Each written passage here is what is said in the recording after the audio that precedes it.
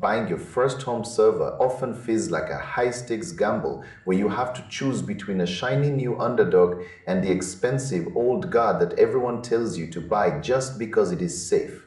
We have a classic showdown here between two very different philosophies of home storage.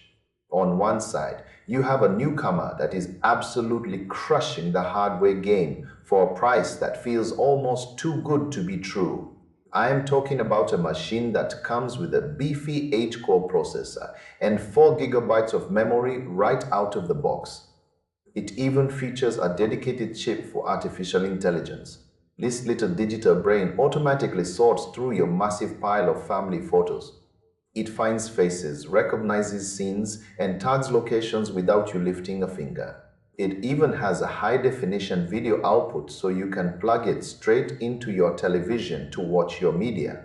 All of that comes in at a price point that undercuts the competition by a massive $60 or more. It sounds like a total victory until you look under the hood. The industry veteran sitting across the ring looks much weaker on paper. It has half the memory and a processor with only 4 cores. It lacks that fancy video port. It costs significantly more money.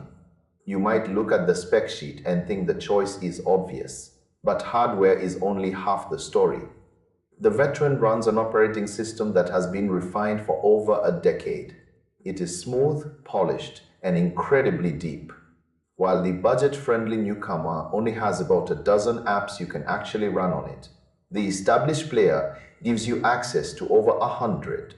This is where the ceiling starts to lower on the cheaper option. If you ever decide you want to do more than just store photos, if you want to run your own smart home hub or host complex web applications, you are going to hit a wall very fast. The cheaper unit does not support the specialized software containers that tech enthusiasts love. It is essentially a closed door. The veteran player, however, lets you tinker to your heart's content with years of community documentation to guide you. There is another hidden cost to consider as well. The established brand is very picky about which hard drives it officially supports. If you do not buy the specific drives on their approved list, you might deal with annoying warning lights or a lack of official support. This can silently drive up the total cost of your build because those approved drives are rarely the cheapest ones on the shelf. The newcomer is way more relaxed. You can throw almost any standard drive in there and it just works. So how do you actually choose? It comes down to who you are today and who you want to be in 3 years. If you just want to stop paying for monthly cloud storage and have a safe place for your phone backups, the powerhouse hardware wins. It is faster, cheaper, and smarter at organizing your life. But if you think you might catch the hobbyist bug, you will regret skipping the mature software. You are paying for the ecosystem and the peace of mind that comes with a massive community.